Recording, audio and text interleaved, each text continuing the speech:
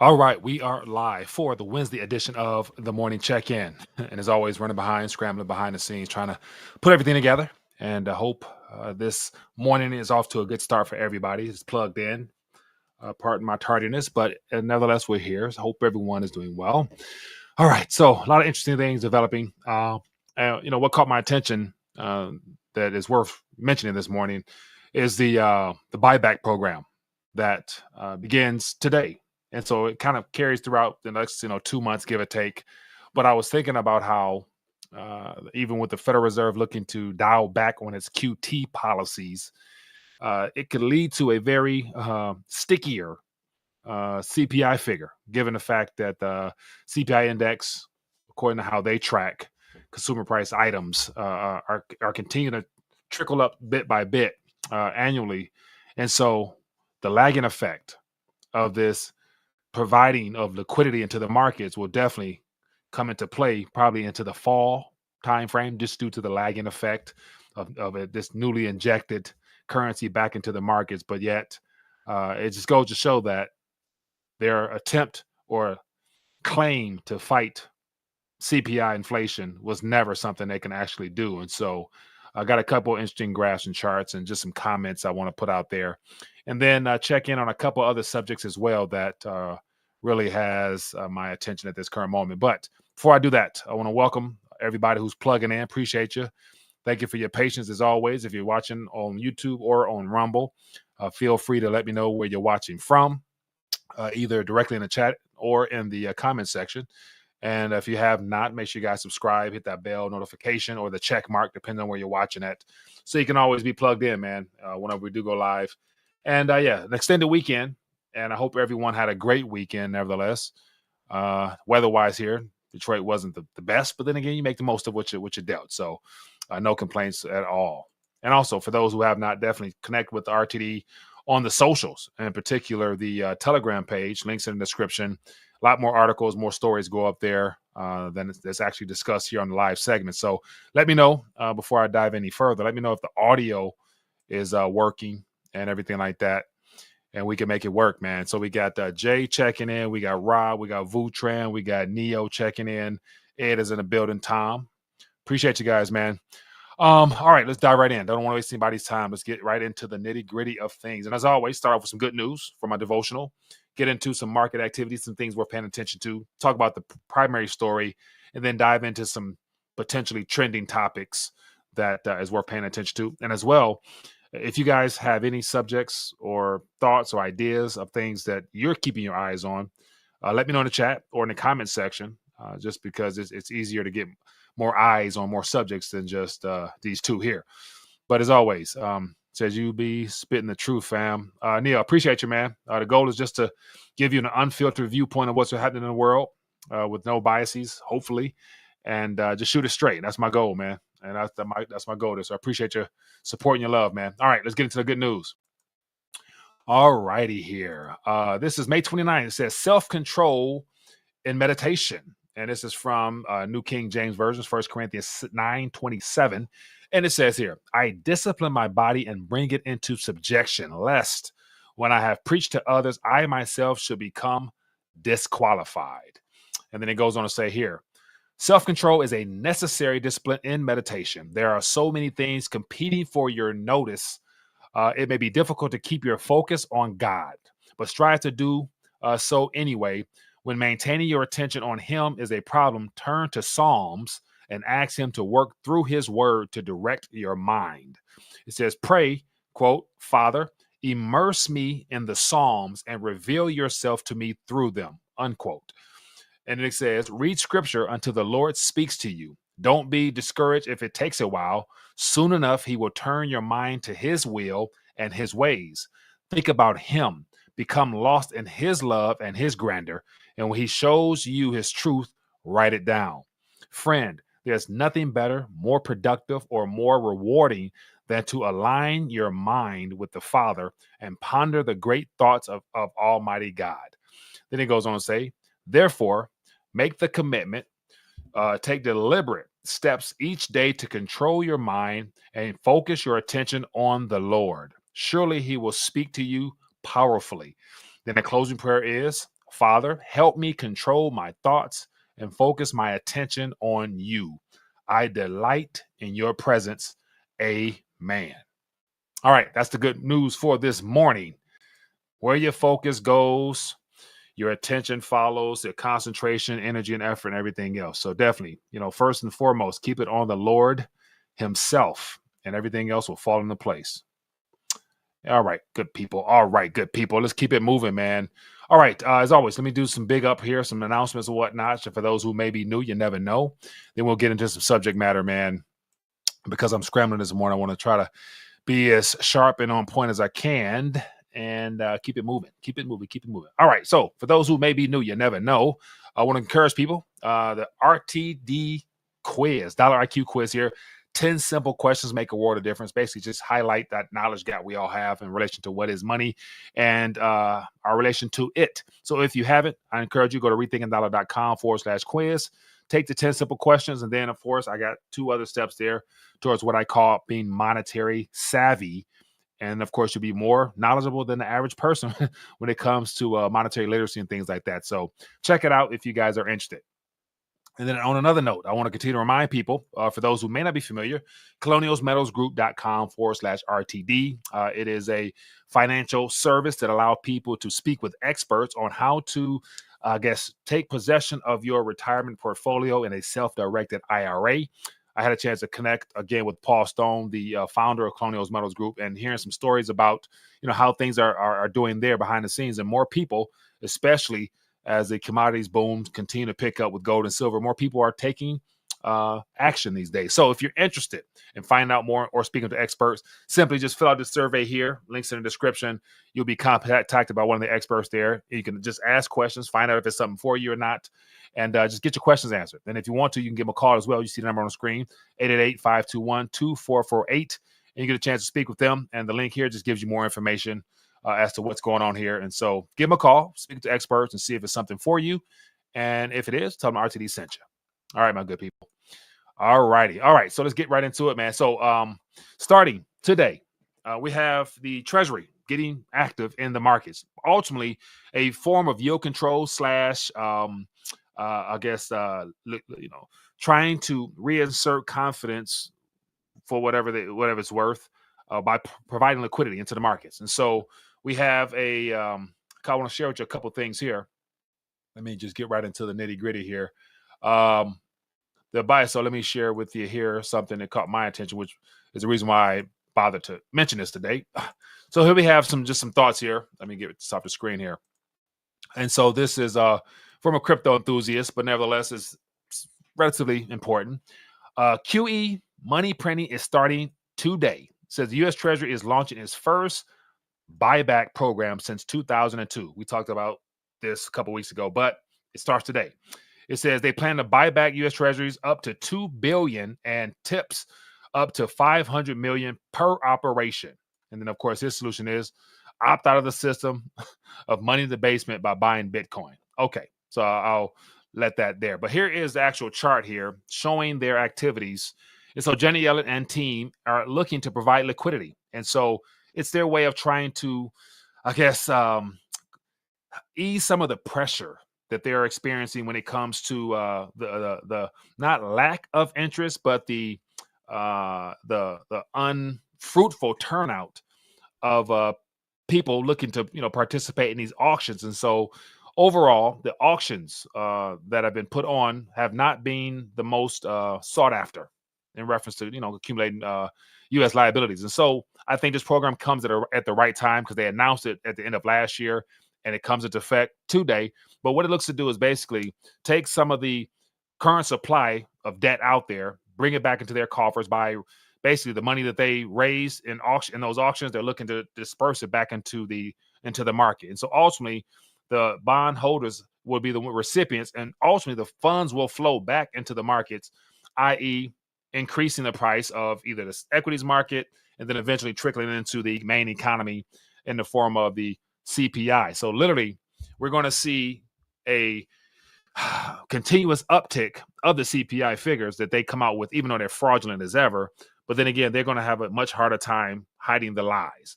So real quick here, share with you some things on the screen here. So as you can see right here, Announcement date for the very first one, 5/28. Operation date is today at 1:40 p.m. And so what does that mean? $2 billion. $2 billion will be put into the system.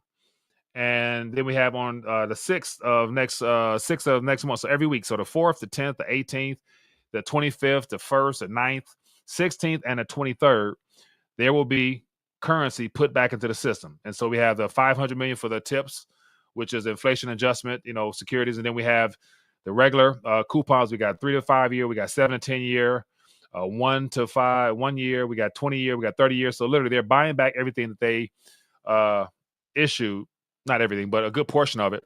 And so that in of itself, as I mentioned, will make its way to the markets. So literally it's a form of quantitative easing / yield control, because they're trying to deliberately control the interest rate at this current moment. So it's going to be a problem as always. But then again, we know what's going on. And then if that doesn't make things worse, let me share something else with you here.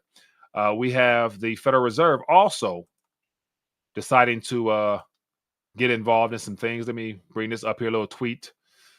Let me grab this tweet here. Let me find it. Similar format. But then again, just telling you what's happening. Let me share this with you, because I find the information coming from the Twitter sphere to be more valuable than mainstream media. But it says here, this is from a guy named Chicken Genius, whatever, but telling you what's going on. Weekly liquidity support buybacks for up to $2 billion per operation, which is what I just mentioned. And it says June 1st, QT.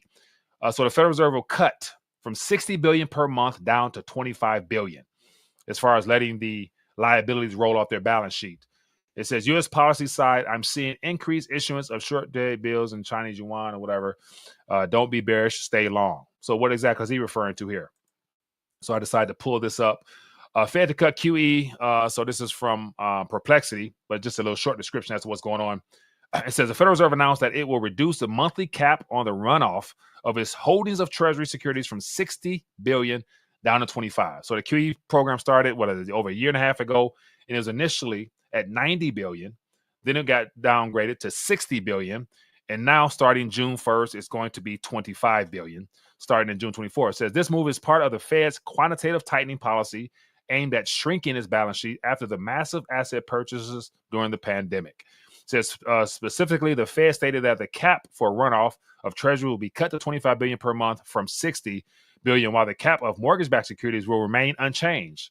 So, of course, we know the balance sheets consist of U.S. liabilities as well as bailing out the banks with the mortgage-backed securities. That will be unchanged, meaning that they will not be looking to dump the houses onto the market, because, once again, they're already having issues with the housing market in of itself. It says, however, principal payments from the mortgage-backed securities above 35 billion cap will be reinvested in the Treasury. So the funds in reference to the mortgage-backed securities that are expiring, they're going to take those proceeds and then roll them right back into the Treasuries. Another way of supporting the U.S. debt market. It says this decision to slow the pace of QT is tended to reduce the risk of financial market turbulence, similar to what occurred during the previous round of balance sheets trimming in 2019. And so ultimately, the QT policy, which is designed to slurp up liquidity out of the market, is now starting to become somewhat too restrictive. And so they're not necessarily reversing course outright by dropping rates and literally going into the market directly, buying these distress liabilities, as I call them, but they're just slowly but surely easing off their foot off the brakes. They pumped the brakes literally because of it being too much currency. So now they're easing their foot off the gas and letting it off the brake a little bit and letting things roll off. But then again, supporting the Treasury market. At the same time, Janet Yellen has decided to buy back and reinstate billions back into the market. So what does all this mean at the end of the day? As I mentioned before, we're seeing a continual uptick. Let me grab this here. So yeah, this is from a week ago. The CPI report shows inflation is easing as of April. This was 2 weeks ago, with consumer prices still rising 3.4% from a year ago. So ultimately, it's going to show up in their own fraudulent measures in reference to how they gauge CPI. So the more currency just reinstated, the more likely it's going to show up on the sticker price of goods and services. So this U.S. Consumer Price Index from January 2001 to 2024 we're going to see this begin to just slowly but surely tick back up because there's nothing they can do about it. The system must go on. They must continue to inflate the bubble or everything comes to a halt. And so this is something that outside of all the other things that's going to be thrown our way, this is, true monetary policy at work here. Fiscal monetary policy. So, right. So Janet Yellen's operations is fiscally motivated.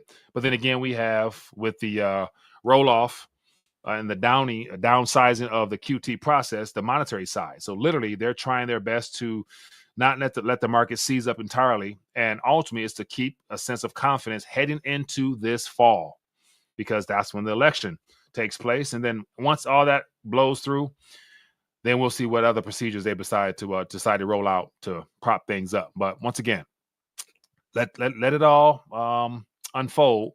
It's going to be very uncomfortable because consumer prices cannot go down because they can't have a deflationary environment. So more stagflation. And speaking of stagflation, let me share something else with you that plays right into it. Let me see if I can find it. I mean, this it here.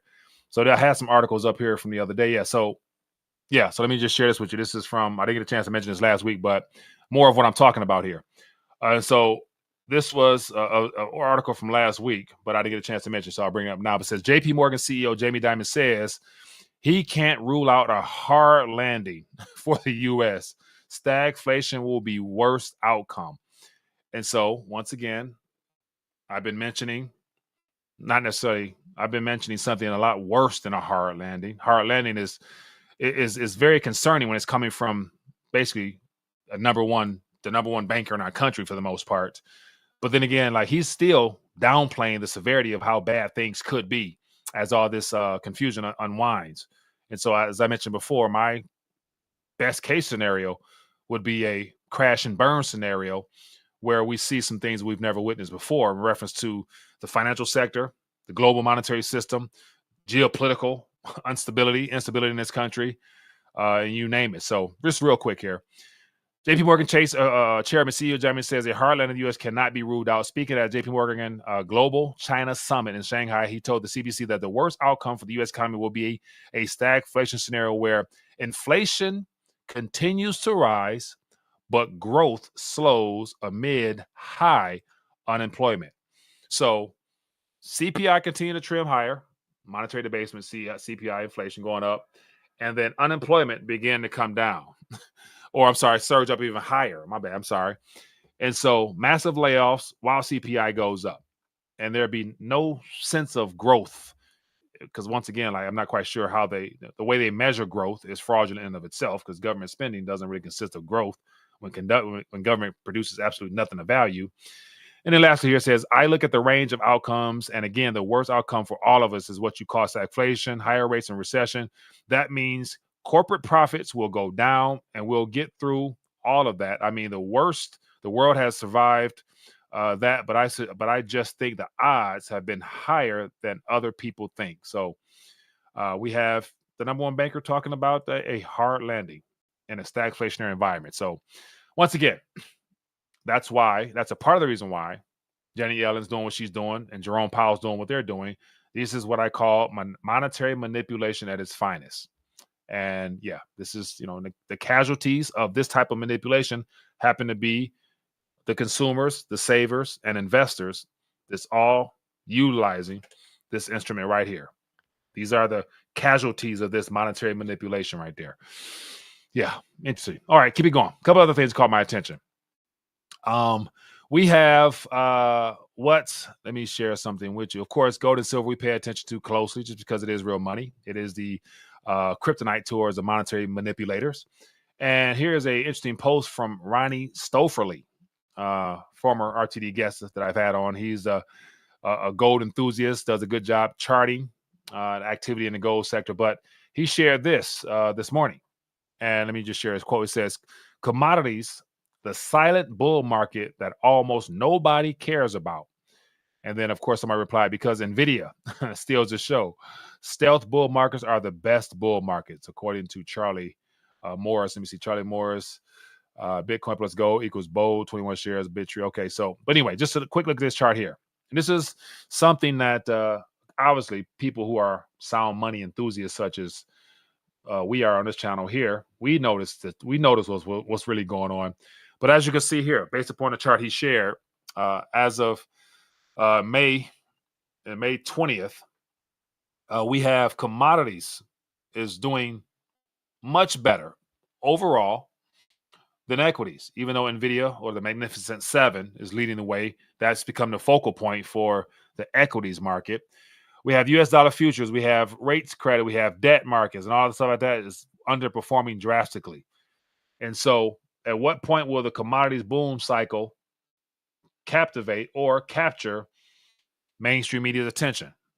And the answer to that is simple: they won't let it. Because what is the primary focus in those commodities is gold and silver.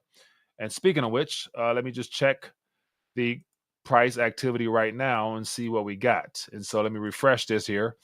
So as of right now, gold is $2,344.70, and silver is $31.96, down 6 cents.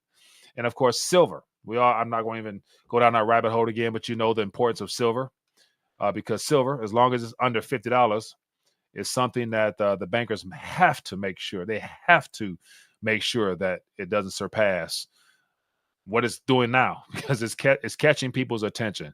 It's exciting a lot of sound money enthusiasts, because I'd imagine, let me know, for those who are paying attention, it's good to say that in recognizing this small activity, with silver being above $30 now, it looks like 30 might be that floor that is being set. And of course, from there, you just build on top of that. But being that this is led by Asia and all the activity happening out there, the next breaking point will definitely be when it hits $40. That's when all hell breaks loose. And so between now and then, if you're anticipating that, more than likely, I can't speak for everybody, but I know myself, I'm finding more ways beyond what I was already doing in just redeeming more Federal Reserve notes for silver. I'm finding new ways to get my weight up, just because I want to make sure that I don't leave no ounces left behind in this monetary transition. So that's just me. All right, keeping it moving. Let's get into some other subjects that's worth paying attention to. Let me bring this up here. And speaking of transition, this is an interesting little article that came out 2 days ago, but it just caught my attention this morning. The BRICS to create an alternative to SWIFT, according to experts. So this comes from TASS, which is a Russian news source. But just once again, when you know that the Western payment methods, i.e. SWIFT, and the instrument which is used on the SWIFT, which is the Federal Reserve note and other liabilities, it just makes you wonder what is being rolled out and when and things of that nature. So at some point, up until this point, it's all been just, talk. But it's good to say they're working on something behind the scenes. And we have a BRICS meeting coming up in a very short period of time. And could something be announced? Who knows? But then again, there's something being planned. And it's good to keep an eye on these things, because this will impact our financial future, hands down. So anyway, real quick here, it says BRICS countries will soon create a system of mutual payments as an alternative to the SWIFT. Pro-rector of the Russian Presidential Academy of National Economy and Public Administration, Andrei Margolin, said in a BRICS International Financial and Economic Forum. He says, quote, "I have no doubt that the alternative payment system will be created within the BRICS net framework. We are not ready yet to talk about a single currency, probably in the long run," this particular gentleman said. However, the payments alternative to SWIFT, which will be attractive for the most different countries of the world, I'm not sure what that means, is almost coming. And this is what we would work on together. So it's almost coming. It says the BRICS International Financial and Economic Forum is being held from May 27th to yesterday, the 28th. So this alternative payment system will probably be a very interesting development before our presidential election. I imagine something being announced before our presidential election, which would just be a good way to, throw some curveball in the Western's monetary policies heading to the presidential election, because it definitely will impact the commodity sector. That's a given to me. And of course, gold and silver being the primary focus in relation to reasserting and establishing trust in the system. So, yeah, wouldn't it suck?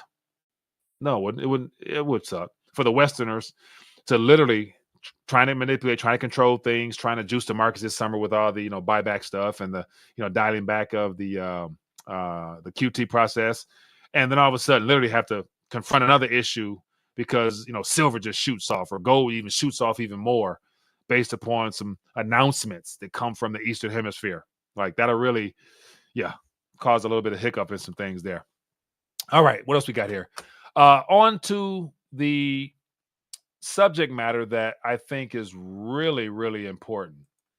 And this is something that I was keeping my eye on throughout the weekend.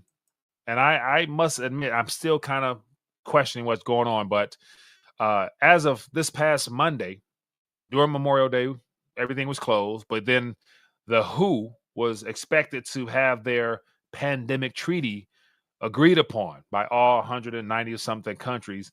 And apparently, things came up short, meaning that they didn't get the amount of votes they needed or whatever to pass the pandemic treaty.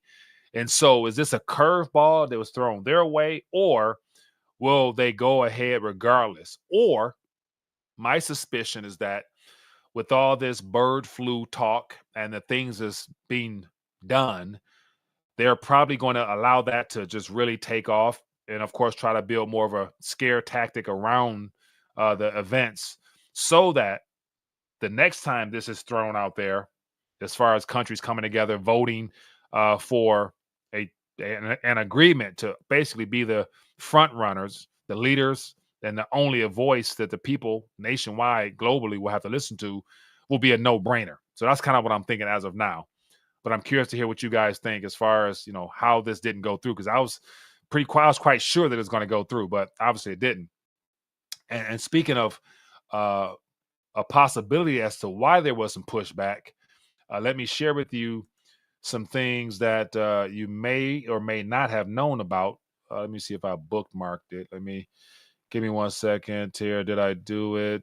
Yes. So here is another little interesting plan of events that could have been a curveball. This could have been the reason why it was very hard for the U.S. to officially sign off on it. But this is an older tweet here about bookmark. It says Biden plans on signing the WHO pandemic treaty at the end of this month. There have been fierce opposition to this agreement by 24 red state governors.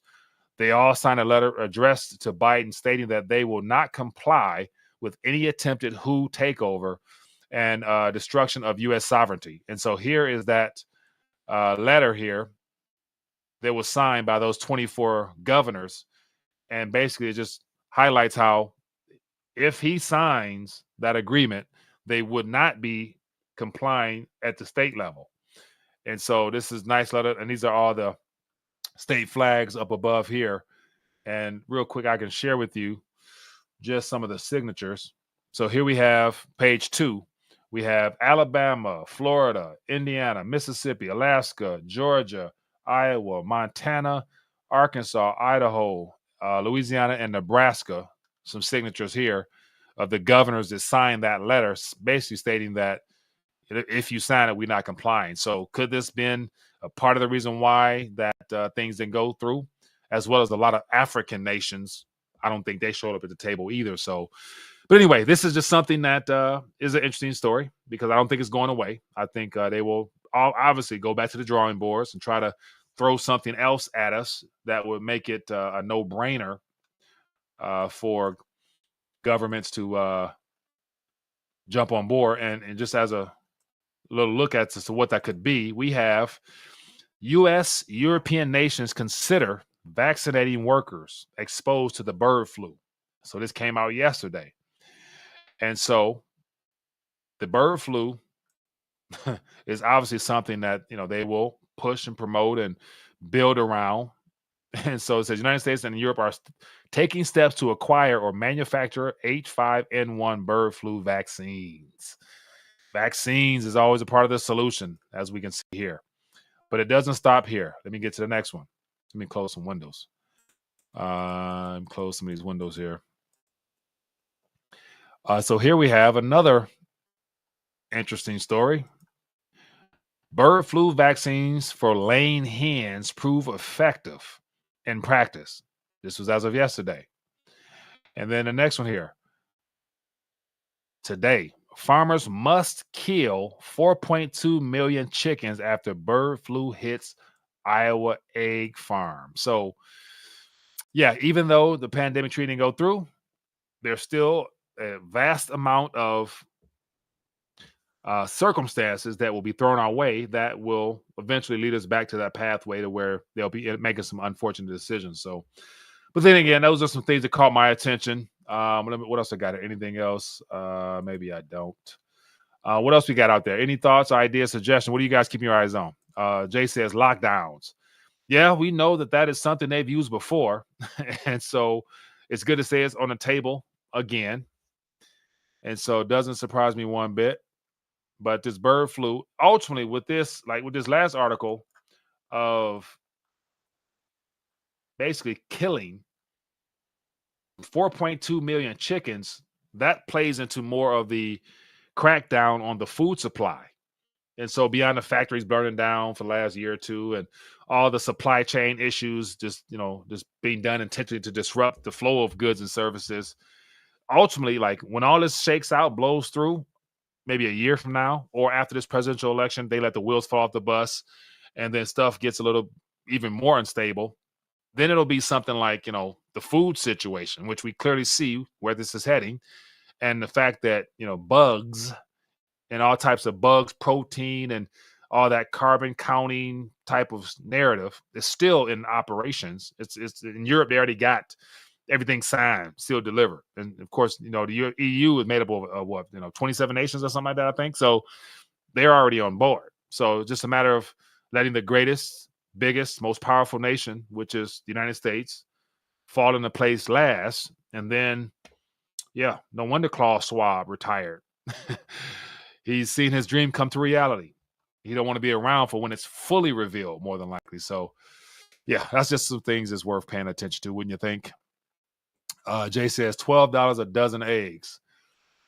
Yeah, and then on top of that, depending on where those eggs come from, they're probably gonna come out with some artificial factory made eggs that'll be 3-4 times cheaper. And 99.99% of people who are not paying attention, like we are here, they'll be like, "Oh man, these eggs are on sale," not realizing they're not eggs. They're like chemically created, synthetic, something and another's, designed for their own purposes, of course. So yes, just be on the lookout for more artificial, lab grown, type of stuff, because I'm seeing all types of stuff on Twitter or X where people are buying fruits that, like watermelon that, is unbendable, unbreakable. We got bananas that, are like extra rubbery.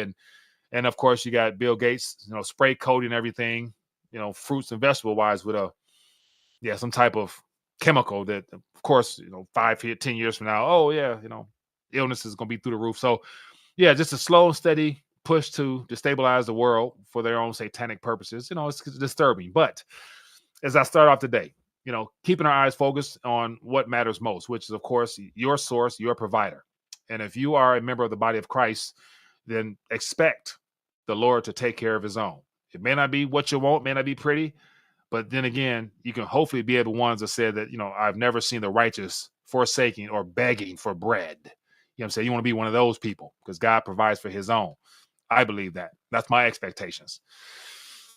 It says, Viv says, backyard eggs taste amazing. Big difference from store-bought. 100%. 100%. I was actually at a family member and they built a chicken coop and got the chickens ready. And yeah, like a lot of people are taking those type of actions. So definitely big ups to those people. What else we got here? Any other thoughts out there? Gates will jab everybody. Gio says, repent. He is coming. Hands down. And that's the thing, like, in reference to the timing of his return, it's important to be attentive and watching because you never know.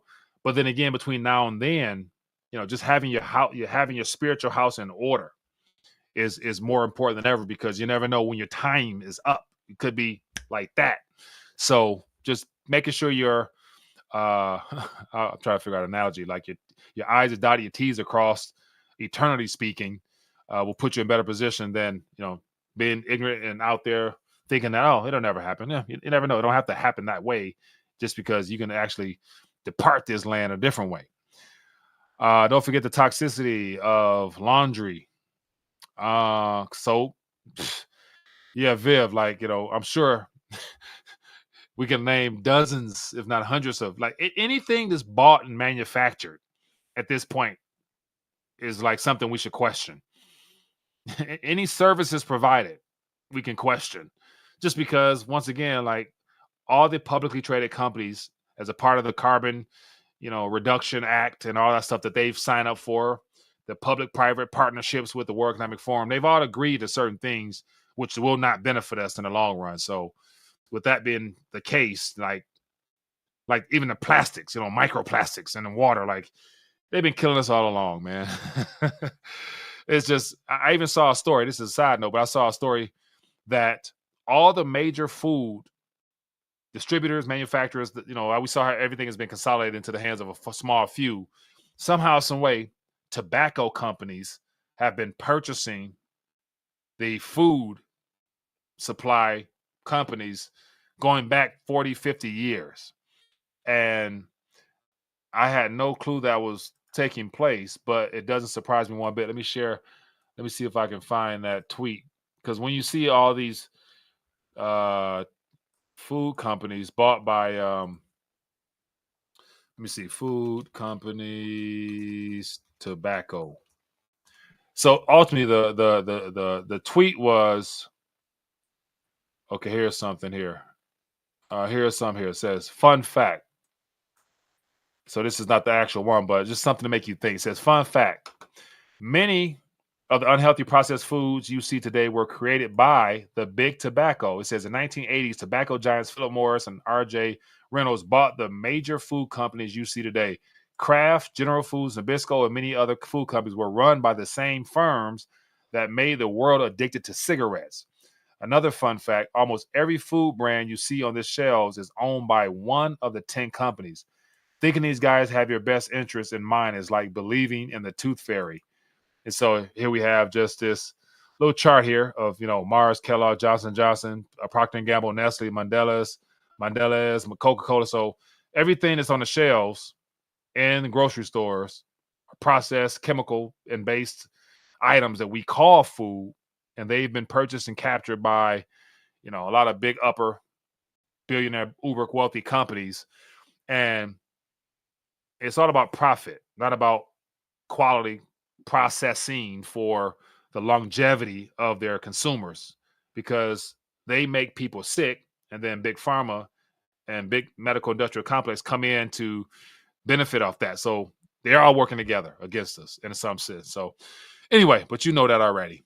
So what that means, take small actions, educate yourself, and then act upon the education you receive in any form or fashion, whatever passion you have, whatever subject matters that troubles you the most, whatever you feel called or led to get behind, to be a spokesman for that, that movement.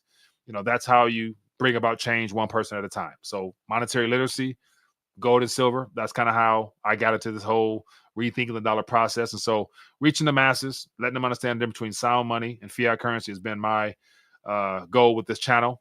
And then over the last couple of years, putting, sprinkling in my faith, because that's ultimately what it boils down to, is, trusting your source, who is your real provider, and let everything fall where it may. But anyway, my good people, that's all she wrote. Rolf says, is Trump the Messiah? I'm not sure who's Messiah, but the way the MAGA supporters think that he's that guy, yeah, I'll let people seal their own fate and whoever they seem is best for them. But once again, I know who me and my house serves. All right, good people, be blessed, be safe, enjoy your day, and I'll see you tomorrow. Shalom.